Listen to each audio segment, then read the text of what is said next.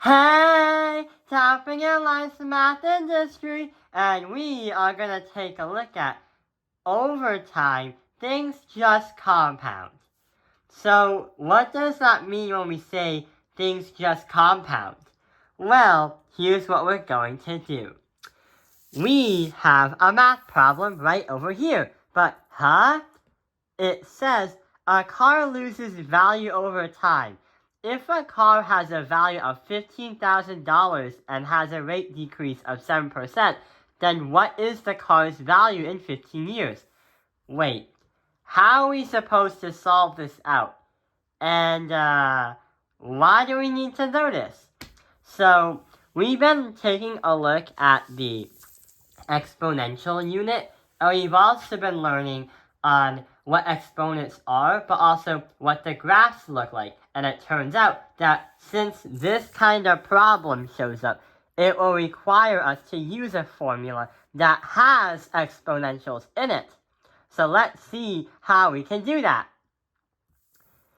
Right over here are two formulas. They're different because they have a positive and a negative. What these formulas can do is they can calculate the value of something in 15 years, how much something is in 15 years, or how populated something is in a given amount of time. So here's what's supposed to happen. Your A is going to represent your principal, or your starting point. So your A is going to be start. That is going to be the stuff like the cash you put in a bank, or the population that has started. That's going to be represented as the letter A. The R represents the rate. So the rate is going to be in a decimal or a percentage. Usually, your math problems will always be in percentages, but somehow you have to convert them to a decimal. And the letter T is going to represent the time. So time in like months, time in years, usually years, is going to represent over time how much does that thing you created going to increase or decrease. The Y represents your total number, or the Y represents like the answer you will get after calculating the entire equation. So let's get back to the problem. So if the car had a value of $15,000 and the rate decreases 7%, then what would be the car's value in 15 years? So let's get started. First, we have to, grab a piece of paper, but also select the formula. So if a car is decreasing its value, which one should we use? Yeah, we should definitely use the bottom one. That's because the bottom one has the minus sign in it, meaning that it's decreasing every year that has passed.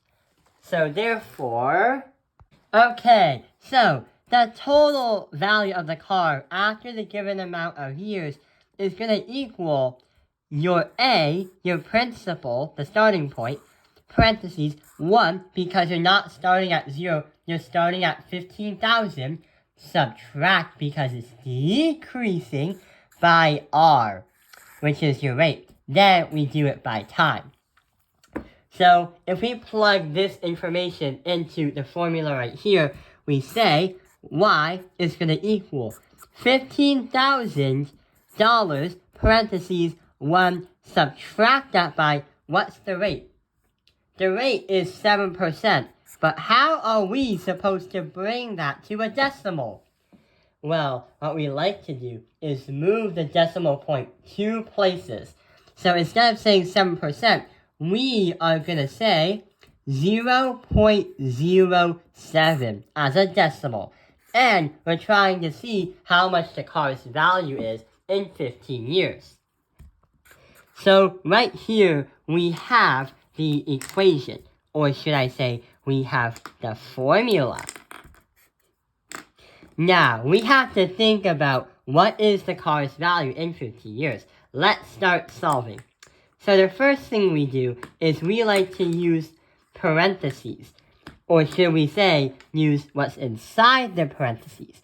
So on a calculator, because yeah, your teacher is going to allow you to use a calculator, what can we do?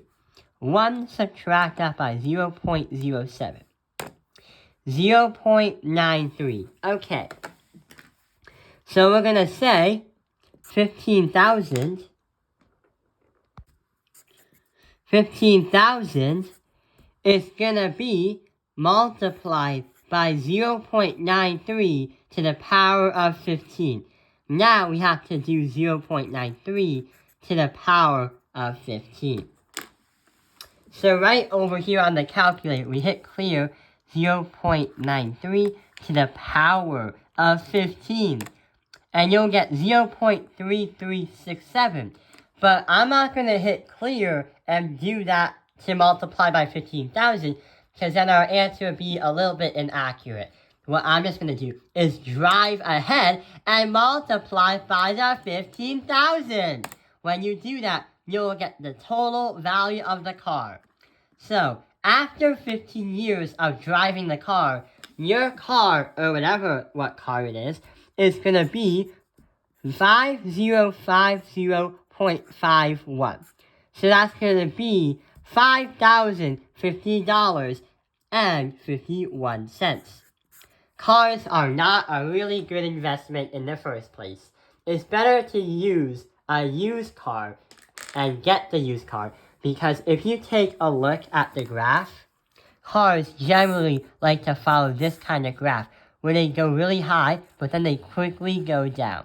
Usually, you want to buy a car when it's curving out to get slower and slower towards the asymptote. If you buy the car new, you're going to lose a lot of money. So yeah, that is going to be the first problem.